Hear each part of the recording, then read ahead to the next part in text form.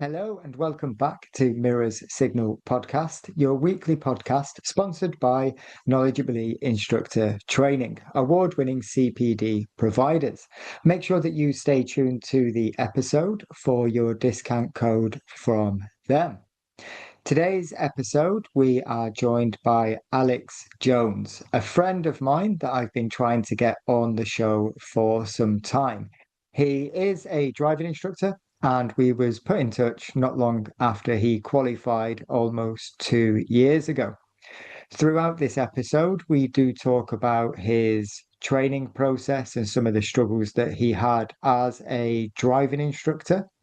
We also spoke about two of the books that he has written. So you may have seen him pop up on Facebook at times under the page Learning to Drive and Lasagne, which is two books aimed at both driving instructors and learners.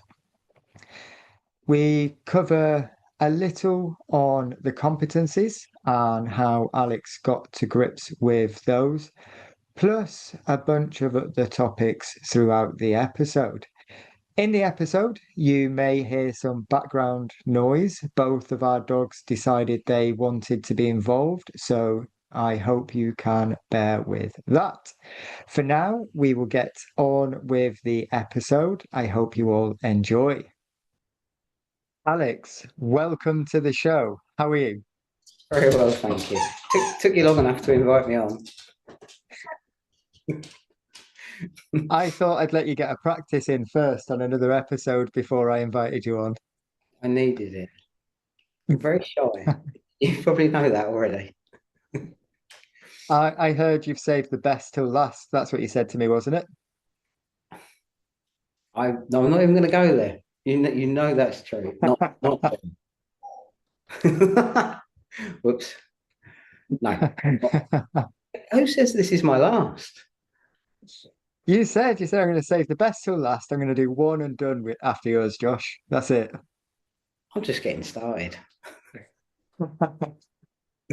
It's been a while. I have been waiting for this for a long time, which has left us.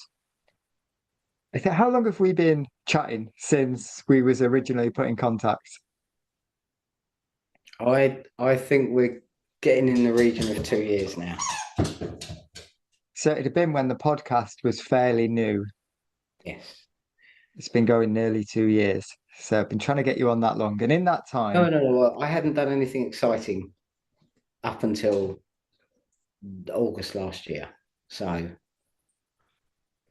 yeah, think the original topic was going to be qualifying and how your qualifying journey was. And then you went off and wrote a book and then another book. And yeah, okay. then Yeah, fair it's enough. been a crazy couple of years. Yes. Yeah, busy. Busy. Very much so. So we got in touch a while ago. It was Bob Morton, I guess, that you went to for help. Yes. And then once you'd qualified, I think he passed your details on to me. Get Alex on the show. He's had an interesting journey. Hmm. I messaged to get Alex on the show to hear about this interesting journey. Nothing came of it. We stayed talking. You wrote some books. Here we are, almost 2 years later, ready to listen to your interesting qualifying process and hopefully some lessons that people can learn. It was interesting. So I started with a national franchise to do my training, and then signed up for 18 months, 2 year franchise. Um, and when I was unsuccessful in my part three for the first time, when I went into it, I knew that I didn't understand the competencies. I didn't know what they were looking for. So I went back to my training company, sought their advice, sent them some videos of lessons that I'd done, which I hated doing, but it was invaluable. Recording, doing internal dash cam of my lessons really, really helped. Hated every second of it, but it was a necessary evil. the information that they were coming back to me with didn't switch on any light bulbs. It didn't help.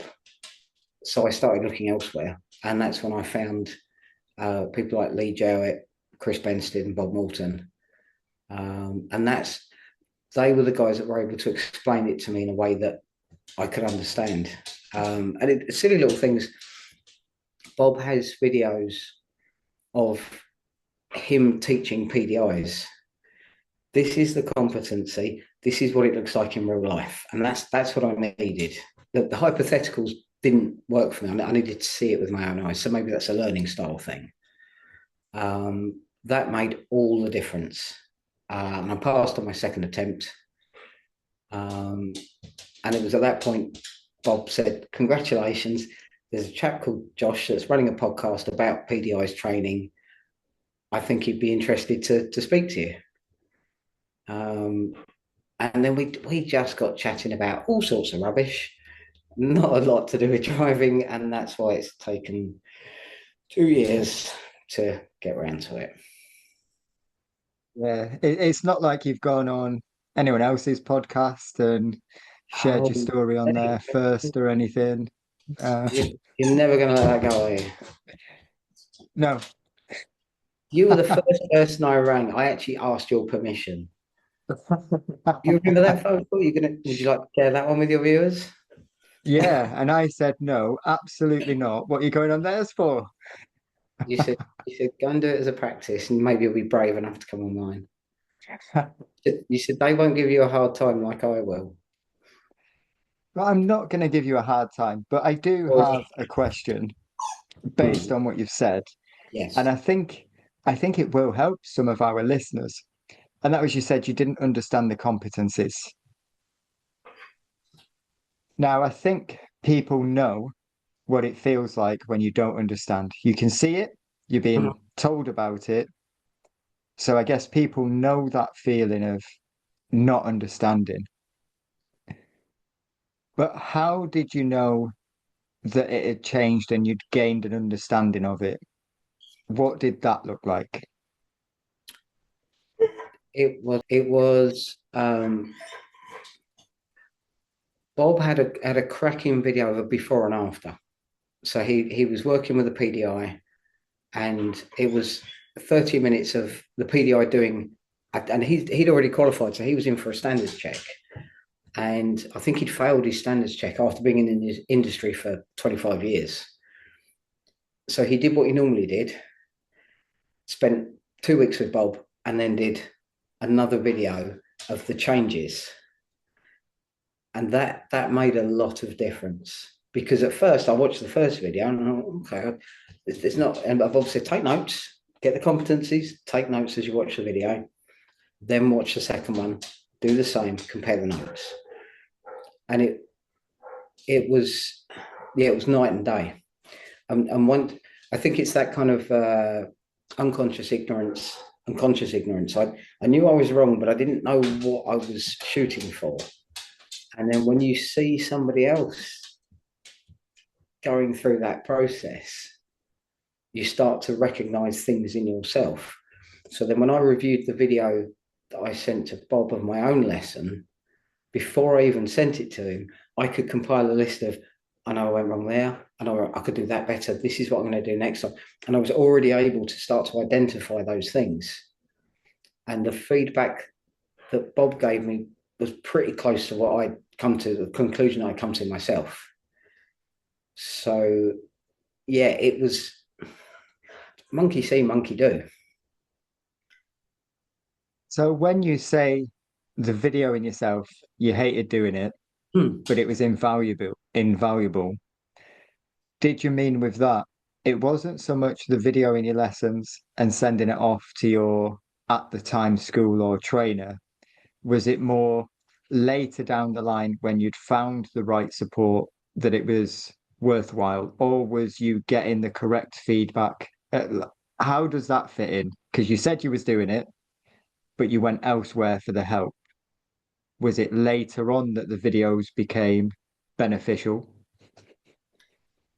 Yes. So if I understand the question correctly, I sent some videos to my sponsoring company. The feedback that I got, I I didn't understand how to apply that to lessons. So for example, there was a big comment about the distance between two roundabouts was too long, um, because it was a minute and a half between two roundabouts. The area I used was very quiet, and there were three in close succession, and then a bit of a run back to the three. And I, I mean, I live on the west coast of Scotland. It's not the busiest traffic area in the world. We don't have lots of junctions on pond junctions where I am, so I can't change the geography. So that feedback isn't. And I'd extensively looked at the area and tried to optimize it, but telling me that a bit of road is too long, I can't change that. I need information about what I'm doing inside the car, less than geography that I can't change. Did I understand the question right? Or Yeah, I think where I'm trying to dig to with this really is I'm sure there's going to be people in the same position right now that you was, that you're doing as much as you can with the information that you've got. So whether that's sending footage off or getting feedback, whatever. But at that point, the feedback that you was getting perhaps wasn't the information that you needed at the time. I think I'm with you. It it needed a light bulb moment. And the light bulb moment was seeing this is wrong, this is correct. Yeah, absolutely. Okay. When you're watching somebody else go through the training process, you and you hear them say something, and you think, "Oh yeah, I do that," or "Oh, I don't do that." And bit by bit, you can then start to pick out the information that you need. And it's that I think that made the difference, because the competencies themselves are, I think they're very nuanced, because we're dealing with human beings. Our learner is a human being, and they are so random that I personally, my way of thinking, I struggle. How do you take a checklist and apply it to a human being in the process of learning? And I can't put the two together. But when I see examples, ask what the question, that was a big thing for me. I got told I was asking the wrong questions. Okay, well, what are the right questions? Well, not that. Okay, that doesn't help. That's not the answer. Okay, thank you. How about an example? No, that's the wrong question as well. At this point, I know I need to see examples in practice, and then I can reflect on that based on my own experience in lessons and say, that's useful. I can use that.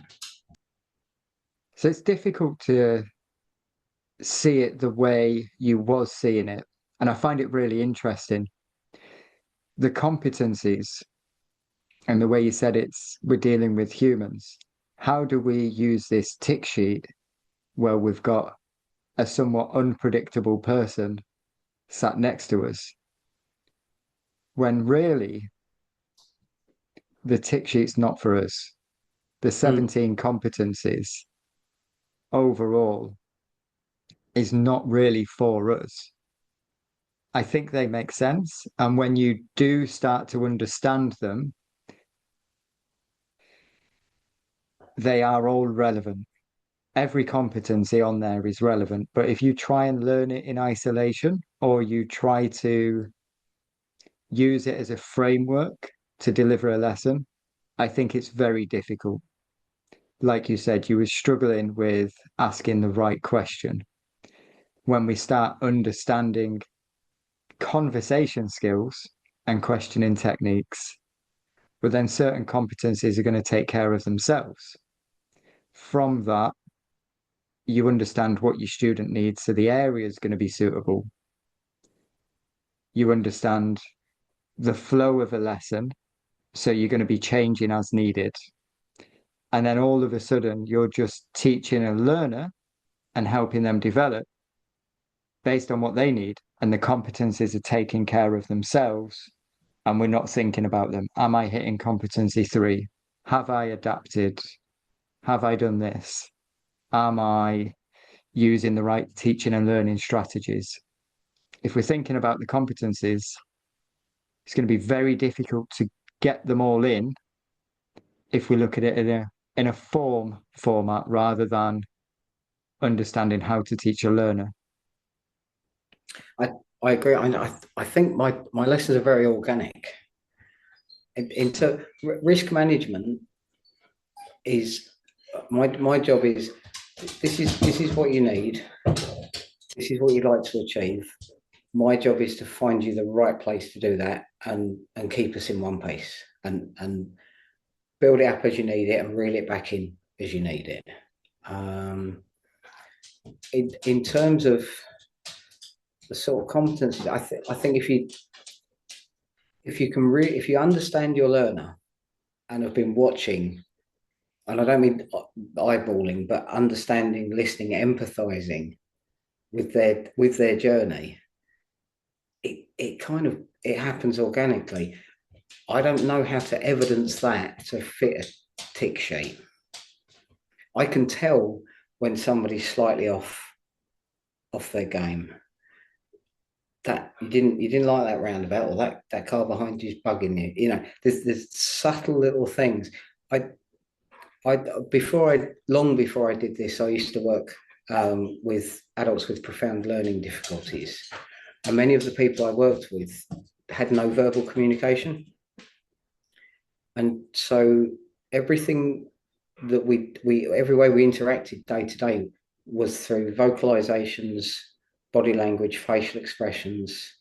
We didn't need words, and I think that helps a lot. So you can just tell, or when something's not quite right, something's bugging you, the slight movement, slight twitch of the shoulder, all these little subtleties, which tell me you achieved that roundabout, you did that maneuver, whatever, really well, but I don't think you fully understand how or why you did it really well.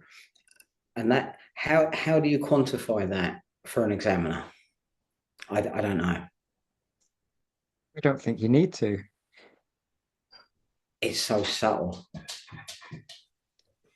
You need to evidence. You need to evidence your abilities. I think as much flack as maybe the DVSA gets in the examiners, I do think they can pick that up, because if we were to sit in the back of a lesson, you can see, okay, the students managed that roundabout, but were they comfortable dealing with that roundabout? Did it go well because it was planned, or did it go well because that red car was 3 seconds later? If it was 3 seconds earlier, would the outcome have been different? And I think that's a lot easier to see sat in the back with no responsibility than it is when you're sat in the passenger seat with all of the responsibility. Like we hand responsibility to the learners. Yeah, speed on approach is your bag. I'll do this, you're doing that. Cool, whatever. But if that doesn't go to plan, the responsibility still lies with us to keep it safe. So our attention is still on safety. Yes, we want the learner to learn. And is that where maybe the subtleties are being missed, and why people are failing? Because maybe they're not seeing what you've mentioned there, and therefore 10 minutes later it spirals and they make a fight. So, well, we've done 3 roundabouts and you're okay, and you've done this one, and what do I do now? And I think the more experience you get, you kind of see that building. We can watch them like, that was a couple of miles an hour too quick. We made it, I let it play out. And I think earlier on, as a driving instructor, I probably would have left it, but definitely not now with my build up to the standards check. It's like, let's just stop a minute. How was that approach? How did you feel with that approach? Yep. And most of the time, learners know. Learners know when something wasn't right. But if we don't say anything, they're not going to say anything. I Yep. had it the other day. One of my learners, we've got the roundabout, and just on the outside of the roundabout is a dropped curve all the way around. Back wheel bumped over it. I kind of looked at her, and she kind of gave me the side eye. And we carried on off the roundabout. I left it a few seconds till we'd got off. And then jokingly, I said, "Did you think I missed that?" And she was like, "I hope so." I was like, "Well, we didn't." And then we had a quick chat about what had happened and why it happened. And we went around another roundabout and the same thing happened. So now I've identified, okay, there's something going on here that's not quite right. But it's that subtlety. It's that would I have picked that up if my mind was anywhere else or I wasn't so relaxed in the car? Yeah, I don't know, the whole sort of qualifying process still baffles me to a degree. Um, I, I listening to what you were saying, I was thinking back to a lesson I had last year, and we did a roundabout, and I'd been working with this lady for some time. She was getting ready for test, and she didn't make a spectacular job of the roundabout, and her approach speed was too fast, and she did the roundabout, and like you say, she looked at me, and I looked at her, and I said, I said. I said, do we need to have a conversation? She's like, no. I said, you know where I'm going with this? She said, yes, I do. I said, okay. And that she'd acknowledged herself that she went in too quick. She knew it didn't go well. And but that was all we needed. That was point made. But Was the pupil encouraged to what is it encouraged to reflect on their own learning? Something like that. Given not responsibility. to get me top marks though, is it? Going, really? No, I know. Don't start. Okay, I won't start, just as long as you know, that I don't I think that would arguably bring into question the whole value for money thing.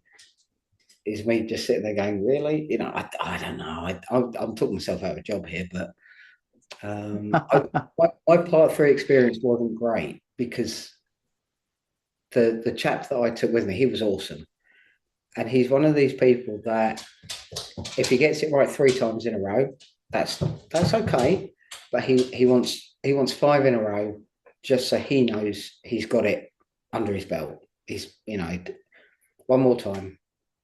Okay, well you get one more, and then we're gonna up the ante. Okay, fair enough. And because I think this is probably going to get me in trouble, but I think 40 minutes isn't long enough for a standards Who's check. that going to get you in trouble with? I think everyone's in agreement there. I want it to be over in 10 minutes. Because by the time James had got and I can say his name because he's one of my mates, by the time James had got his 5 laps in that he wanted, we got back to the test centre. I was told, congratulations, you've passed. Your feedback is your lesson's boring. I was bored. Well, find a different job. Don't you be sitting in the back of the car assessing PDIs? I'm sorry, I'm not here to entertain you. I'm here to meet James's needs, and James is one of these people that likes to be 100% certain that he's cracked it. So I don't know. The DVSA are doing the best they can. The examiners are awesome. I can't fault the examiners in my area. I just some of the system. I don't get me started on extended tests for people that have been banned. Why not? Oh yeah, I'll go on then. Soon as you asked, I worked with a chap who had been banned for a list of offences as long as your arm. And he came to me. He drove my car like he stole it. So we spent a lot of time working on levels 3 and 4 of the GDE matrix. because that's what he needed. The guy could drive. He'd been driving since he was 12, not legally, but the guy can handle a car. What he needed was levels 3 and 4 of the GDE matrix.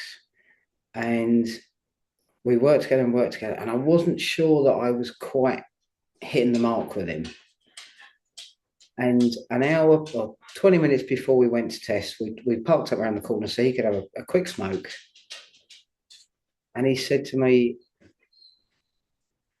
I don't know how I got away with driving the way I did for as long as I did without killing someone. I don't want my child to grow up thinking that's how you drive. And that was the moment. That was when he had his light bulb moment. The examiner never saw that. We went to test. He was dead nervous, and he passed with a big bag full of faults because he was nervous. He was shaky. And we came back from the extended test, and the examiner said, it was a scrappy drive and you scraped a pass. So here's your ticket. And I hate to think that comment undermined the moment that we had 20 minutes before his test where he got it. He understood. So that when it comes to extended tests, why are we testing levels 1 and 2? We know they've got that because they had a license. And they're 9 times out of 10 people that have lost their license is because they're driving quite fast. So they can handle a car. Why are we examining levels 1 and 2 when the crime that's been committed is based on levels 3 and 4? But that doesn't factor into it. That part of rehabilitation doesn't count in terms of the test. Sorry, you got me started. But I don't know. What do you think? I think it's very relevant. And I'd like to talk about the GDE. I know we've got episodes on the GDE matrix. Go and look for what I've done with Lee Jowett if you want a full breakdown on it. But just a very quick overview. What Alex is talking about is the 4 levels. Level 1 is skills to operate the car. Level 2 is the road. Level 3 is the context of the drive. And level 4 being the person and their beliefs. And you could have spent all the time in the car just working on skills, understanding road signs. And in theory, based on that, you can pass a driving test. But where the light bulb moment comes and where the long-term change comes is in the higher level 4, really the person and their beliefs. And that conversation that you had there, his now belief around driving has changed drastically, irrelevant of the driving test. Yeah. Yeah, the test had nothing to do with it. The time that we spent together was what made the change. And what makes me really sad was that the crucial part, the thing, the pinnacle of it for him was the test. And he didn't get any credit for it. He got told he was a sloppy driver. So where's his incentive now to take that lesson forward? I did the best I could. I learned, I discovered things. I took it to the authority, and the authority said I'm scrappy. And I think, by all means, yeah, do an extended test, but talk to the candidate. A handful of questions, open questions. How have you found having to redo driving lessons? What's changed? Is there anything that you know now that you didn't know before? A couple of open questions. And I don't know how you'd decide a pass or a fail off the back of open questions. But if we are assessing driving capability on an overall drive, then I see there's potential for that to be factored in.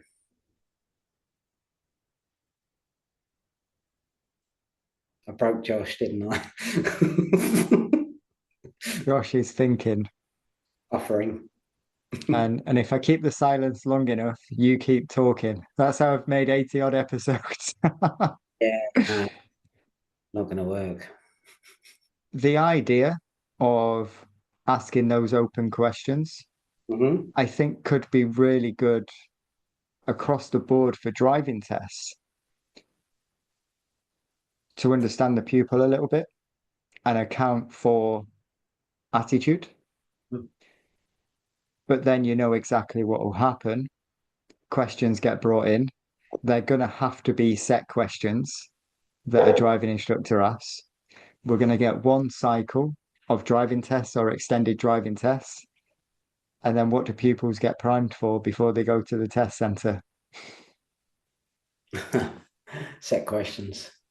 Yeah, and I think that the argument against my concept is that you can't ask driving examiners to be analytical psychotherapists to interpret. How does one interpret those questions? So it's a flawed premise.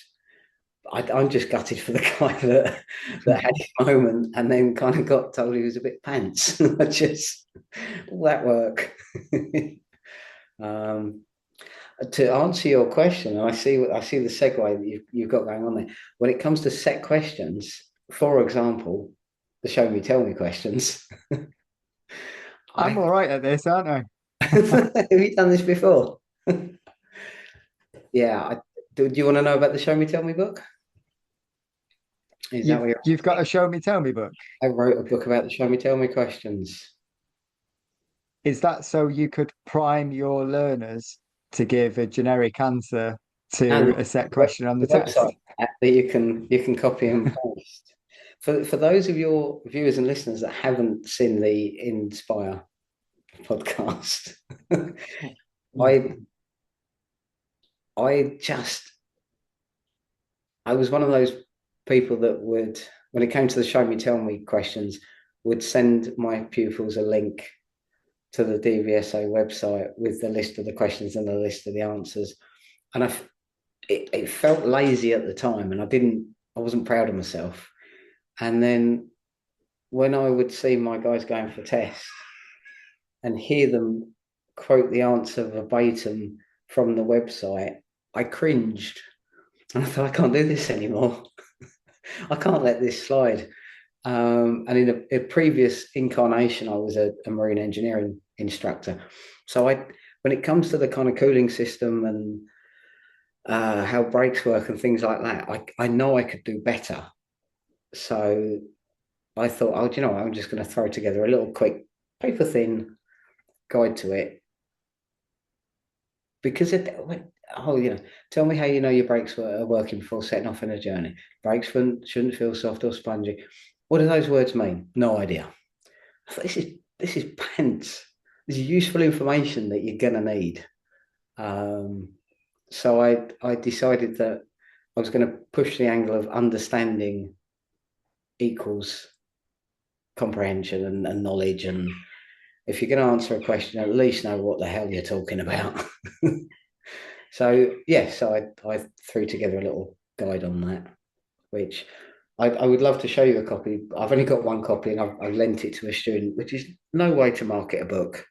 But her test is in 2 weeks, so I lent it to her. So Instead of selling it to her. yeah, yeah, yeah.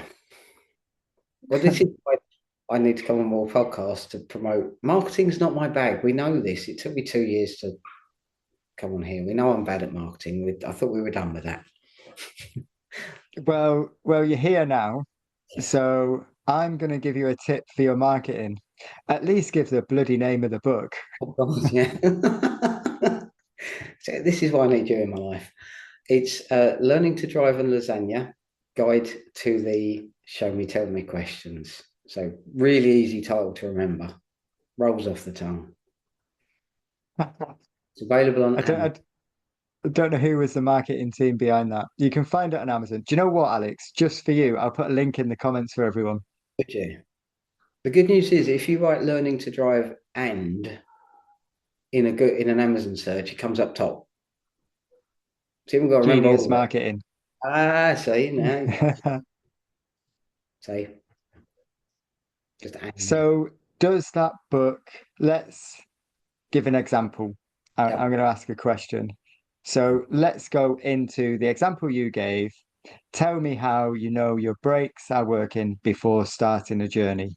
Yes. How does your book differ from what is on the DVSA's website? I've got pictures. So Pictures, good. actual pictures. Yeah. So what I talk a little bit about is how the braking system actually works. That when you push the pedal, it pushes fluid that gets branched off to the four wheels to the braking system, and there's a little zoom in of a brake disc and pads and the caliper. So I think when you understand a little bit more about how the braking system works, it's easier to picture in your mind what's happening. And yeah, it'll give you a cracking answer at the test centre. But more importantly, in 3 or 4 years' time, when you step on your brake and your car pulls to one side, you won't ignore it or not. You'll go, oh, hang on a minute, that rings a bell. I know what's happening there. And the show me, tell me questions are treated to a degree by learners through no fault of their own as an arbitrary exercise. Will I fail if I don't get this question right? No, you won't. But you might, your car will fail its MOT, or you may get stopped by the police because you've got a light out, or when your car overheats.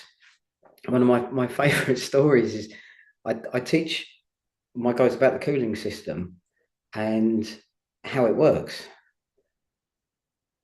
So, with the fan, if you're in traffic, and, if you walk past the traffic jam in the summer and you hear, that's what you're hearing is the fan is compensating for the lack of air flowing through the radiator, blah, blah, blah, blah, blah. And I say to them,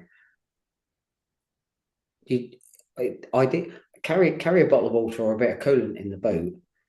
But if your car overheats, open the bonnet, but don't open the lid. Go and sit in the car, have a little snooze. Because all that will happen if you open the lid is that you will burn, the steam will come out because of the pressure. And we talked about the pressure and the heat. You'll burn your hand, and the water that you intended to top up the radiator with, you'll have to use to treat your burns. And you'll be no closer to getting home. These are things that my dad taught me 30 years ago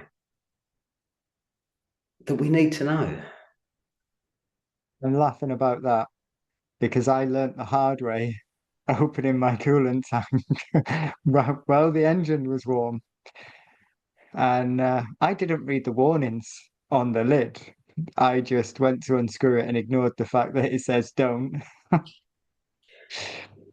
Yeah, because Not a good idea. it's not obvious. When I talk about tyre pressures, check your tyre pressures when they're cold. Why? Because with colder temperatures, pressure decreases. It's physics. On that same basis, you can apply that to your coolant system. Look, with a higher temperature, things will expand. Therefore, there is pressure on that lid, and that heat expansion will go somewhere. And I'm a geek. I'm a physics geek. I love it. But I genuinely believe that my students come away with a better understanding of what's happening. Hopefully, they won't get third-degree burns. But, so I scribbled that down in a book. I didn't go into that much detail, but there's enough there. I think when I write these things, I think about my nieces who are 21 and 19, and I think about them on the road. And the sort of bits and bobs that they've got up to when they've passed their driving tests, and Granddad gets a phone call saying, "Oh, I've broken down, this, that, and the other's happened." And I think some of this is preventable. I think it's a cracking story. It's probably boring for most people, but my dad's an accomplished motor mechanic and engineer, and he rang me and he said, your niece has the clutch has burnt out on her car. And I said, "Oh, okay." He said, "Yeah, she was going on the motorway, quite happy, blatting along up the motorway, pulled up onto the slip road, got to the roundabout, and the clutch was gone." He said, "No, I can't fathom it out." So she's resting her foot on the clutch pedal.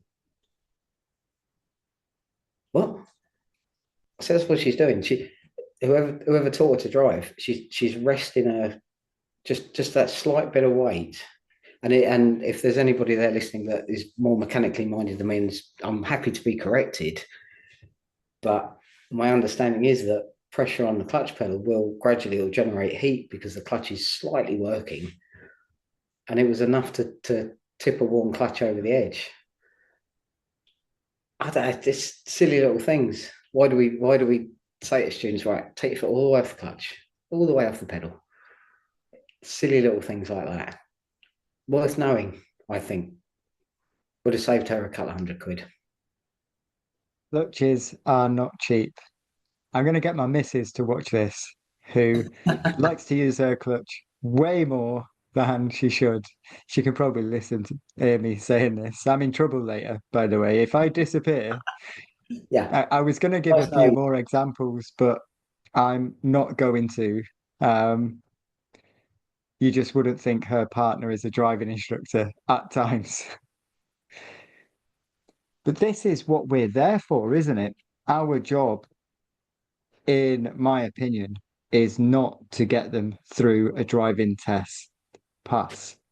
Our job is to create a safe, aware driver. And exactly that, conversations around the clutch. If I just say, get your foot off the clutch, well, as soon as I'm not in the car, if they've got no understanding as to why, well, it's easier if I leave my foot on there. It's more comfortable. All right, here's your £800 bill for your new clutch. My poor old niece has taken a battering because every student that's ever rested their foot on the clutch. Let me tell you about my niece. While we're talking, she's just texted me, so a little bit worried. We're in Ears trouble. are burning Mm-hmm. and clutches. Yeah. So, was that your purpose with the guide to the show me, tell me questions? Almost making it that little bit easier for the learner to understand, but potentially giving us as a driving instructor a tool to give our learners so they can gain that deeper knowledge outside of the lessons.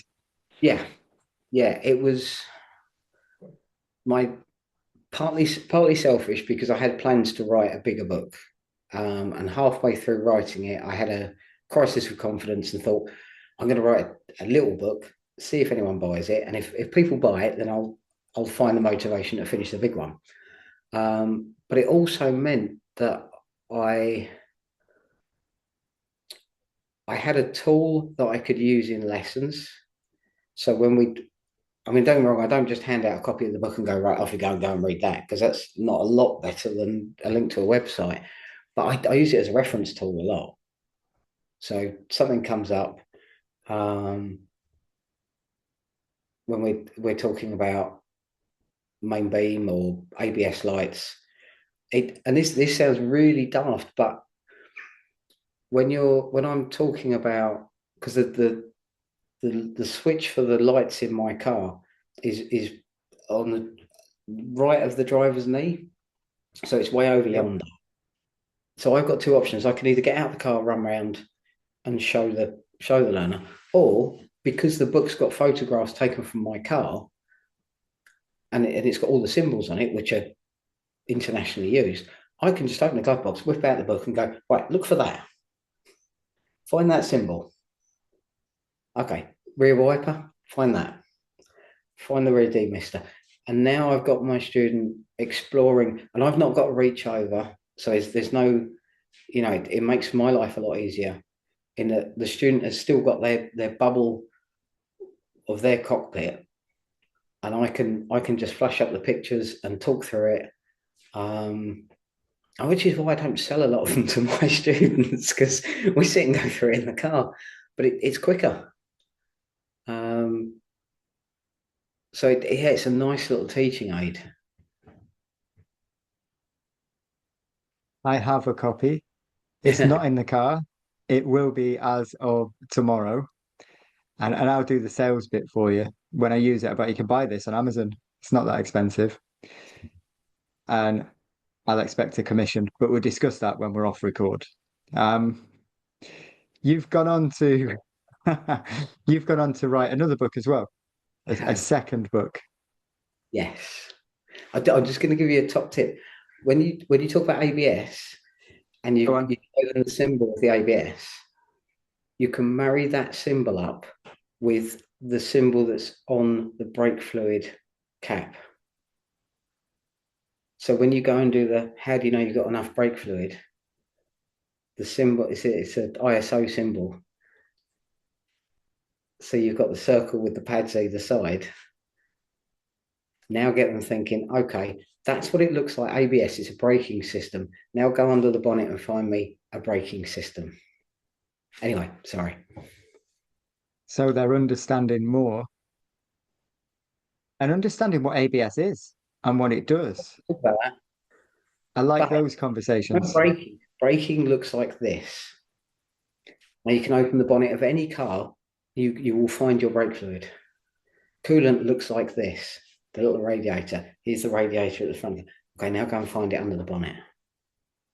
Sorry, I see. This is you got me going now. But now we've done the show me, tell me questions. What Yes, was the purpose of the next book? I it was partly residual from my PDI experience of not of having my light bulb moments, understanding what the questions I needed to ask. I would come as I might have said before, I'd come away from lessons and think, oh, I should have said this, I should have asked that when I was doing my reflection. So I'd sketch it out and write them down, keep writing them down. It's the first half of the book is based on car controls. It's pretty fundamental. Just talks about how braking influences us, how it's different when we're going uphill, downhill, acceleration, steering, things like that. But the crux of the book, the main bulk of it, looking back, I think I tried to write it from a point of empathy for the learner. So it's all the things I've been asked, all the questions I've had to answer, the scenarios that I've been in. It was written by my students, pretty much. If there's a particular bit of road that everybody found challenging, that went in the book. Why was it challenging? How did you overcome it? What was the secret? What's the cheat code to overcoming that situation? So those guys wrote it for me, and they knew they were doing it at the time. As soon as I conceived the idea, I'm like, they did do a section like that's going in the book, and it, yes, mate, yes, it is. and two of them proofread it for me, and I got the students to read through the book and offer up suggestions and make changes, and so it's the things that don't seem obvious to us, but seem sometimes baffling if you've never been in that situation behind the wheel. Yeah, I think it's a book of empathy. So you've written your book, Yes. you've got your audience. I've read bits of, and obviously when you was writing it, we was bouncing ideas off each other as well. You mainly sending me stuff and me being like, that's a really good idea. I should probably steal it. I didn't say that bit though. Um, but again, your marketing is on point. We've spoke about this book. What's it called? Learning to Drive and Lasagne, a driving mindset. A driving mindset. There's a theme with these two books, learning to drive and lasagna. Why? This stems from a certain Mr. Chris Benstead. So while I was a PDI, I went through a phase of having a succession of students that were unsuccessful at test. And so I rang Chris because I wasn't aware of you at this point. But I rang Chris and said to him, what am I doing wrong? And we talked through it, and he said, put them in the oven for a bit longer. He said, get them to when you think they're ready, give them another 10%. And that made perfect sense. Even if your student is adamant they're ready, give them another 10%, which was doable back before we had these horrendous waiting times. So I realised that this anecdote isn't hugely relevant just now, but there was a time when you could sort of get somebody 100% ready, know that it was 3 months to get a test, and go, okay, now, but we are going to carry on training for that 3 months, because that will get you to the point where you're absolutely ready. So anyway, I got thinking about putting people in the oven, which was weird. And then I decided that perhaps the car control skills could be broken down into, and I love cooking, but broken down into ingredients in a recipe. So your mirrors became onions. We've got tomatoes, and signals are tomatoes, and anticipation is, I don't know. I need a copy of the book in front of me. I haven't got it. But basically, I broke down each of the composite car control parts in your early lessons into the ingredients of a lasagna. And then once you've made your sauce, you've combined all these ingredients bit by bit. You've then got a half decent sauce, which you then layer up, which is what we do we teach the skills, and then we apply the skills to different scenarios. And each scenario is slightly more complex. And the backbone of it is that unless each of your skills is well honed, like a sheet of lasagna, when put under pressure, it'll crack and break. But if your sauce is good and solid and rich, and you build your layers up gradually and put your lasagna in the oven, your pasta sheets become pliable, and they can adapt to those situations, those challenges, the things that come out that you're not expecting. You're able to deal with them. And so it just, I don't know, it's a strange way of thinking, but here we are. And it makes perfect sense to me. I'm possibly insane to most people, but it made good sense to me. I think those analogies are really important for learning.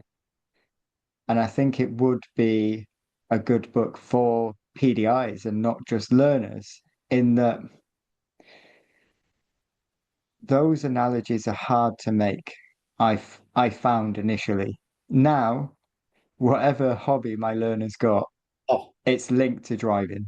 yeah, Whatever they do, whatever their interest is, I've had some random ones, and I'm like, right, we're gonna turn your hobby into the road. We're gonna turn the road into your hobby. And the absolutely. learning is crazy after that point. Yeah. If you can wrap your head around learning to drive in lasagna, you can then apply it to anything. I work with a chap who was a boxer, a fighter like yourself. And so obviously the lasagna thing, no good for him, no good at all. He was struggling a little bit with anticipation and planning. And I've just picked you up from boxing, haven't I? Yeah, yeah. So when you're fighting someone, do you suss them out and work out what they're going to do next, or what potentially they could do? Oh, yeah, yeah, yeah. Right, start doing that then. Oh, bloody hell, yeah, okay, I'll do that then. Yeah. 2 weeks later, he passed his test. So, come on, mate. You can if you can take your brain, and I was going to say outside of the competencies, but that's not a correct thing to say. But less rigidly, the book isn't des. It's not the essential skills. It's not the highway code. It's none of that. It's about taking the philosophy of driving and finding whatever transferable skills you've got and throwing them in, because they will work. It will work. Whatever obscure hobby you've got, it will work. I had a student from Glasgow. She was an old shipmate of mine. Absolute Star Trek nut. So we're out in the car, hard a starboard, full ahead, full ahead on engines. works like a treat. You know, it's. I genuinely think that sort of 10% of driving is car control, if maybe a bit more. But the rest of it is who you are as a person, your personality, psychology. The driving happens outside the car, and people's minds aren't in the car all the time. People's minds are who they are, they're where they are, what they're thinking about next. If you can tap into that and put that in control of a car, then you've got somebody that's switched on, that's safe. Think you was about to say something and then stopped yourself. And I'm going to say it anyway. Moving away from the competencies. Oh, Forget no. about moving away. I think we put too much emphasis on them. We forget about this good stuff. And I think this is where the learning can really help with us. And I'll take the hit for this one if anyone disagrees. But like what you were saying there, I'm thinking of all of my learners and all the different hobbies and all the different interests. And one that's really standing out, she's got a test soon. She come to me, a bag of nerves. She's had a hard time of it. She's a dancer. Her Mhm. life's dancing.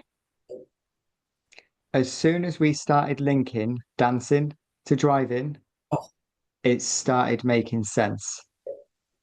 And if you'd have said to me 4 years ago, yeah, Josh, you'll be using dancing in your lessons. Yeah, okay, whatever. But that's how she sees the links, yeah, trying to go and do a performance on stage. She's practiced, practiced, practiced. Before the practice was the learning, before the learning that routine was learning the steps of a simpler routine, learning the body. So we make those links. Wait a minute, you can't do this full dance yet. You can't go and master that roundabout completely yet. Let's learn the steps. So we learn the steps, learn the steps. And now, a bit like what you were saying, that extra kind of 10%, the last quite a few lessons, to be fair, have been about her confidence. But it's all been, we're not learning anything now. We're tidying up what you already know if we need to, but the work's done. The mm, work's done now. You've prepped your routine, you've got your yeah, routine down, you know exactly what you're going to do, you know what time you're going on stage, you know who's doing what. Now's the time to just enjoy what we're doing, enjoy the practices, and dress just go rehearsal, and do it on test day. dress rehearsal for friends and family. That's it. And it's a bit like where's that in the 17 competencies? I know the other part of it that are the competencies that I think I would struggle to meet. I do a lot of work with international license holders, which proportionally compared to sort of the southeast of England, there isn't a huge amount of people on international licenses here in Scotland, but I have maybe 40% of my students, and I think that's through word of mouth, through the churches that these guys go to, and I I would love to take one of my Nigerian or Syrian or Iraqi students to a standards check. There's no way I would be able to hit the competencies because some of my folks don't are not fluent in English. Um, some are. There are cultural differences, and I'm really passionate about it. I love teaching these guys. I taught. I inherited a student from a the franchise I used to work for. Funnily enough, he contacted me. He said, and as often happens with people that are new to the UK and the UK driving system, he contacted me and said, I've got a test booked, because he was from Zimbabwe. And in Zimbabwe, there isn't a system where you do driving lessons and then you book a test. The system is that somebody will teach you to drive, a member of the family. You do a test in a car park for 15 minutes, you get your license and you go off on the road. So it's a very different system. And there's no particularly huge reason why he should understand exactly the nuances of how our system works. So he contacted me, said, I've got a test booked and it's a month away. Okay, what's your availability? Whenever you like, as often as you like. Okay, cool. I'll come pick you up next Tuesday. So I picked him up. So I said to him, tell me a little bit about you. You've had lessons before? He said, yeah, I had a lesson. We did moving off and stopping. And she said she would teach me some maneuvers next week, but then she said she wasn't available anymore. Okay. And obviously the guy's got his own car. So he's a full license holder in Zimbabwe. He has an international driving permit, taxed, insured car, fully legal. Because he's a carer, he's driving to and from work. So he's in my car. So, okay, cool.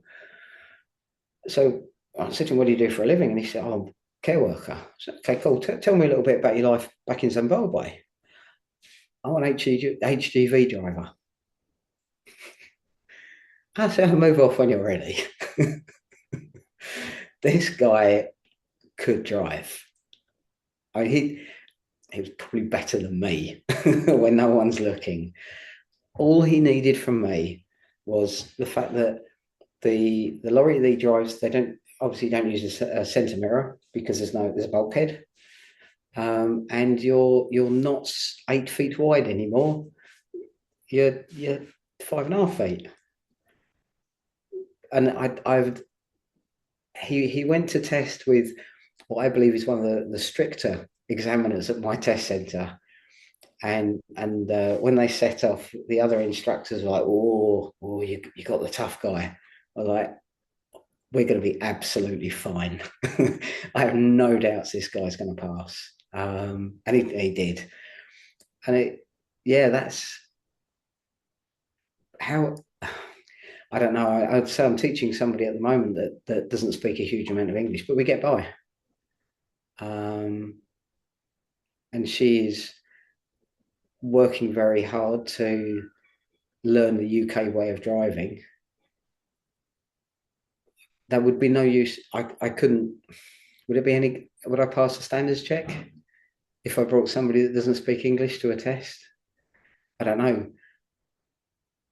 But there are people that need to drive, that want to drive in our society, that sometimes are marginalized. And I think it's our responsibility to do the best we can to make that happen for everyone. I know this is a passion of yours, Yeah, sorry. and we've had many conversations, and it's been an interesting kind of journey with this kind of topic. And one thing that you really made me open my eyes to was how are international license holders supposed to know what the process is in the UK? I mean, my most recent international license holder was an American bloke Mm-hmm. who's driven all over the world Yep. in his 50s, rides a motorbike out in the States for pleasure. He'd rang through so many different driving instructors. He was trying for weeks and weeks to get an instructor. And it just so happened he eventually got hold of me. He's like, I've been trying for so long. Can you fit me in at any point? I'm like, well, yeah, if you're flexible. He's like, yep, my work's flexible. He's working here for so many years. So he's quite high up. He's got a reasonable position. He's like, yeah, I can just come out of the office whenever and we can head out. Great. Excellent driver. But there was some changes that he needed to pass the driving test. Oops. It's pretty confident to give him a car and drive anywhere, but he'd have been going a bit quick. He might have got a bit of abuse, but he'd have got there. But he wouldn't have passed the driving test. And he had no idea. No. He had no idea what was expected of him, how busy driving instructors are, how bad the backlog is. On top of that, I had no idea the situation he was in Mm. and how they are really being shafted because of the backlog. because they've only got so much time on an international Yeah, license. yeah. And I might butcher this, and I think you might have to help me out. But they get 12 months on an international license, I but think they it. can't. Go on. My understanding, they get 12 months on an international license from when they get in the UK, but they can't apply for a provisional until they've been in the UK for 6 months. That I was roughly my understanding because he was telling me I've only had 6 months to get this done. I'm like, that's Yeah, crazy. yeah. I mean, I'm not hugely up to speed. I think some of the folks that I've worked with that have come from Africa, I think sometimes some nationalities have 2 years on an international license. The thing about the international license, and there's a lot that annoys me online, which you know well about. People are referring to it as, oh, they're buying a driving license, bought their driving license online. If you and I moved to a country that was outside the EU, we would have to apply for an international driving permit. And do you know what we do? We go to the post office. It's a fiver. This isn't a one-way traffic. The clue's in the name, international. It works both ways. So the misconception is that people are buying up UK driving licenses and then taking liberties. If I moved to Ireland, and I'm happy to be corrected on this, I would have a limited time to drive on my UK driving license. I would have to apply for a test. If I was staying in Ireland, I would have an international permit after a certain period of time. That would expire. I would have to take a test. If I'm going to take a test in a foreign country, I'm going to seek lessons. But if I get to that country and I go on the website to book a test and it's 6 months away, I'm going to book the damn thing and then try and find an instructor. So how am I any different from the people that we have seeking our advice? There's this attitude of, "I'll come to me with a test, you can do one." What would you do if you were in their position? If I move to a country and I know I need a driving test and the waiting list is a year and I've got a year on my international permit, I'm going to book it. And then I'm going to scratch around and try and find someone to guide me through it.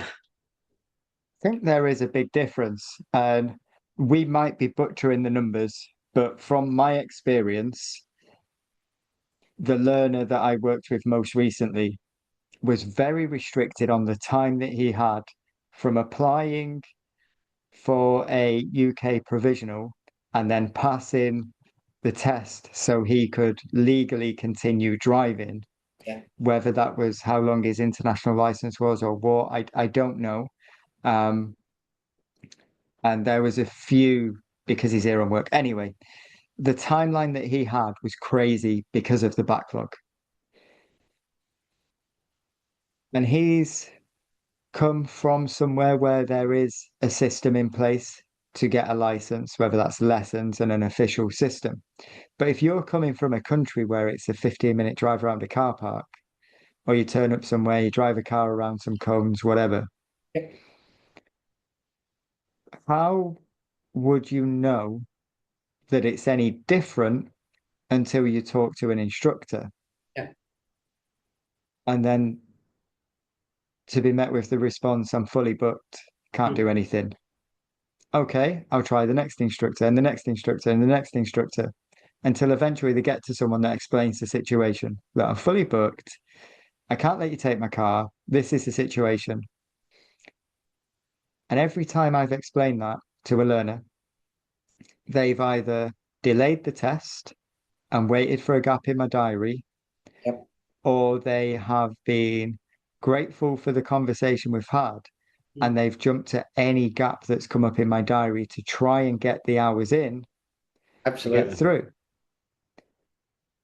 And I know it's a passion of yours. And I guess if there's any message from this that we're talking about, it would be that we are probably the people that need to educate these around the UK system because where else do they get the information?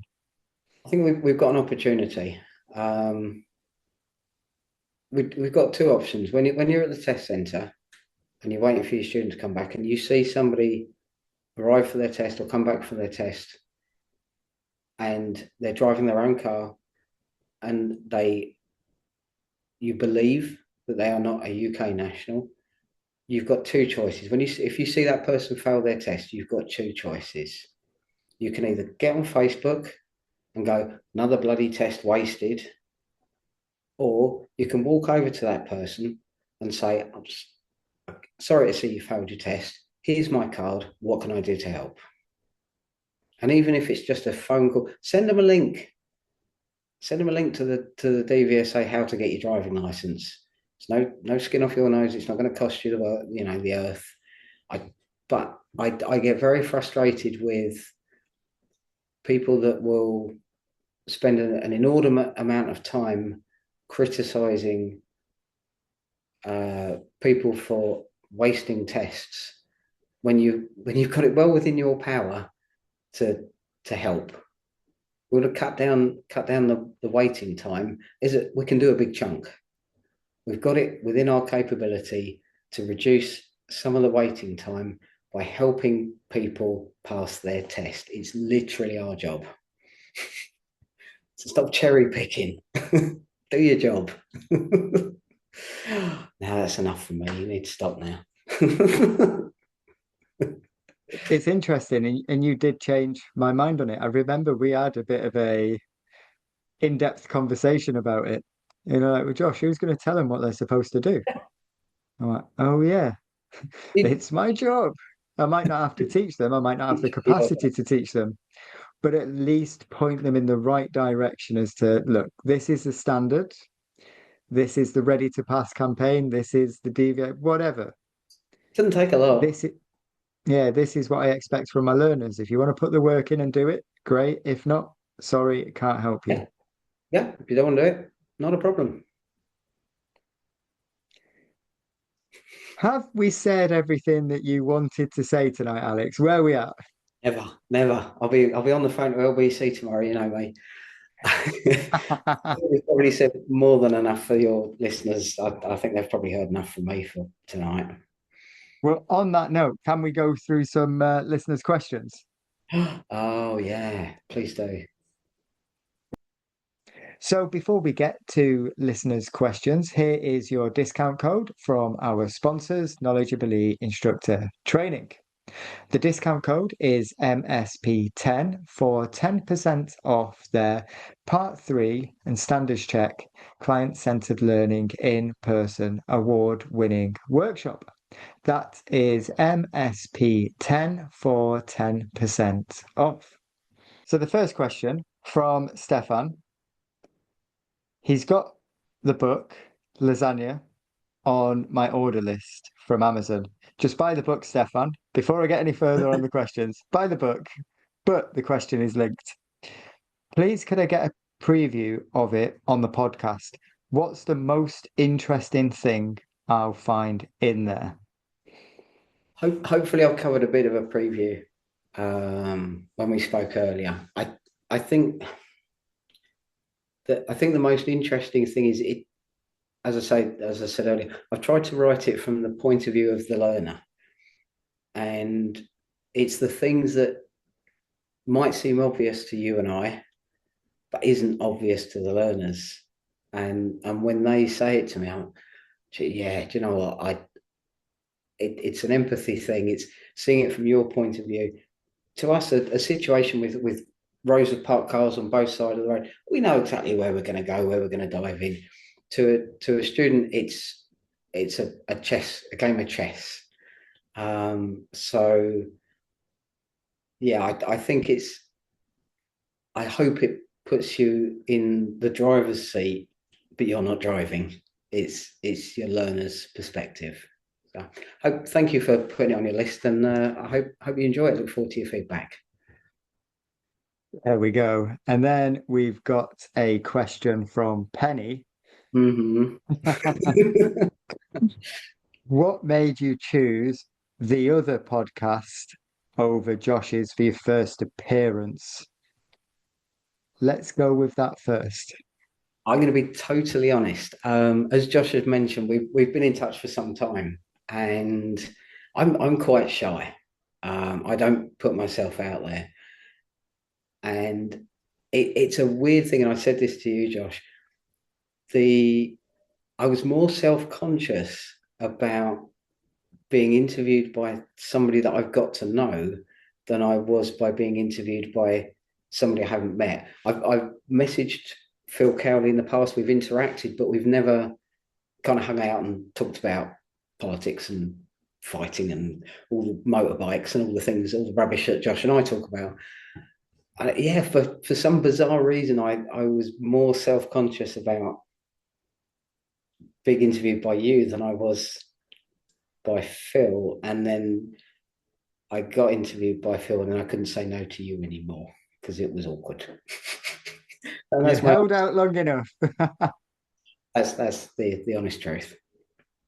No, it's a good one. And as much as there's banter, anyone can go and check out. It's Phil Cowley's podcast that he was on, Inspire Instructor Training. So you can check out their Facebook page, find their podcast. I do think it's on most platforms, and I think they've got some stuff on YouTube as well. So once you finish this, go and check out Inspire's stuff. All of their content and the stuff that they're putting out is worth checking out. So yeah, let's give them a little shout out and Excellent. inspire. If you hear this, just do the same with your audience. Yeah. Okay, so we get to Penny's next question. Mhm. What is the best and worst thing, in your opinion, about being a driving instructor? The that's a big question. The I've got 1,000 scenarios running through my head. The the best thing for me, I think, is the light bulb moments. I always say to my students, I and I mean this with all the love in the world, I'm not interested in your test result. I'm interested in the drive that you do after you've passed your test, because that's the one you do on your own. And so the best thing for me is when we're coming up to test date, and I'm sitting there, and this is I shouldn't admit this, but you have that brief moment in your mind where you forget that you're responsible for the vehicle, and it's like being in an Uber. You ever had that? I had a conversation with one of my learners this morning. She's ready for a driving test. And I said to her, I said, this is the hardest part of my job now. Yeah. And she was like, why? I went, because you can drive, Yep. but there will be something between now and your driving test where if I'm not on the ball, it all goes wrong. And I find that stage of driving Friends. really hard. I must keep my mouth shut. I must not, I mean, need to keep quiet. I need to let you get on with it.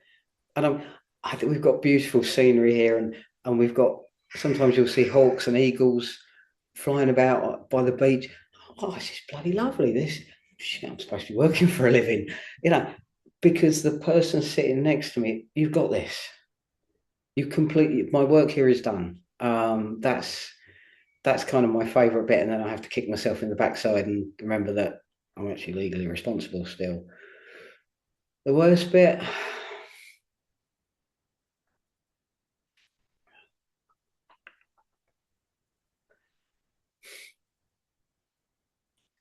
I don't know. I'm not a huge fan of. I've got a cancellation policy time limit, and people that message me an hour before their time limit, I'm not a huge fan of that. Um, So there are some good answers there. And picking a worst part of the job is quite difficult. You briefly brushed over one there, the cancellation policy and getting paid and making people pay. For me personally, that is one of the things I dislike most about this job. But I did go through a stage where I was a bit too nice, and you get to the end of the month and you're like, have I made enough this month? And then you look back at your cancellations and you're like, well, if I'd have been paid for all of that, I'd be doing all right this month. So I learned the hard way. And what I like with that, the worst part about it is almost we can learn from that. And for any newly qualified ADIs or PDIs, I guess most of us feel the same. I don't really want to charge, but I've got bills to pay. It's not exclusive to driving instructors. I mean, that's self-employment. I one of the things that I didn't like that I changed was my area of operation was too big. So I made a bit of a spreadsheet and looked at my mileage and time spent traveling to and from lessons. And I shut it right down to like a 10-mile radius, which I was losing an hour or two a day traveling to and from lessons. Now I'm like from here to there, to there, to there, home. And that made a big difference. And I'm about 30 minutes by train from Glasgow. People will travel. They will get on a train and come to you. So if I get customers from out of area, okay, where do you work? If you work locally, I'll pick you up from work. Okay, jump on the train, I'll meet you at my local train station. Great. So yeah, that was one of the things that I didn't like, but I was able to make a change. So I would recommend to any PDIs or radio, have a really good look at, do the maths. It's boring, I know. Do the sums, but if you can get your area of operation closed down, you're going to save. I saved a third in fuel, and a third of my hours just by. And I know I've seen the spreadsheet. I know I sent it to you. I was like, oh my god, look at this. I'm looking at all these And then spreadsheets, like, am I missing something here? and he messaged me Well, and I'm like, I've got a lesson, it's 40 minutes. So I'm like, crazy fool. Let's get on the I've stopped train. doing them. I have Honestly, stopped I doing spoke, them. I spoke to a PDI the other day that's looking to leave his franchise. And he said to me, oh, I'm traveling all the way over to, it's about 30-minute drive to pick this guy up. But the guy's a GP and works in this town. Well, why didn't you pick him up after work? He can drive himself home. You can bring the car back. You know, that's halved your travel time and your fuel. And you're getting paid for the journey. I don't know. Be a geek. That's my advice. It does very much make a difference when you treat it like a business. I mean, my diary, I say every episode, is not where I would like it to be, and the structure's gone from it. But the price I'm charging and the travel time and the numbers make sense. Yeah. But the charging for short notice is definitely still a difficult one for me, but Yeah. You're more it's what we relaxed. have to do. Yeah. So I think we answered Penny's question. I hope so. And if we didn't, Penny, you can reach out and yeah, talk to Alex or get his book and leave him a review, whatever people decide. Have you got any final messages, Alex, before we wrap up this evening? To anyone in particular? No, just in general, really. Anything that we've not covered that you wanted to. I think we've covered far too much already for one night. No, I just thank you for having me on, and I hope anyone that's interested in buying the book, please do so. And I would appreciate any feedback that anyone's got from the book. I don't have immediate plans to write anymore, but I'm more than happy to do a second edition and make modifications to the existing one if anyone thinks it could be improved. So happy to learn. Where can people leave their feedback?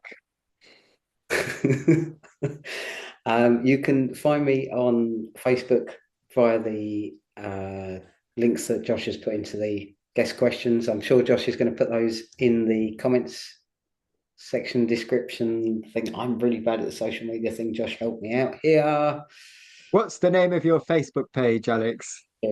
Um, the Facebook page is Learning to Drive and Lasagna. There we go. Go give that a follow, people. Thank you. and the book is available on Amazon. And did you ever see the episode of Graham Norton where they had Olivia Colman on talking about the film that she was in, and she couldn't remember the name of her character, or the lead character, or the storyline, and she No, was invited on to promote the film and was really bad at it. I kind of feel like that right now. Put a I link. will leave I'll all send the you a link. description.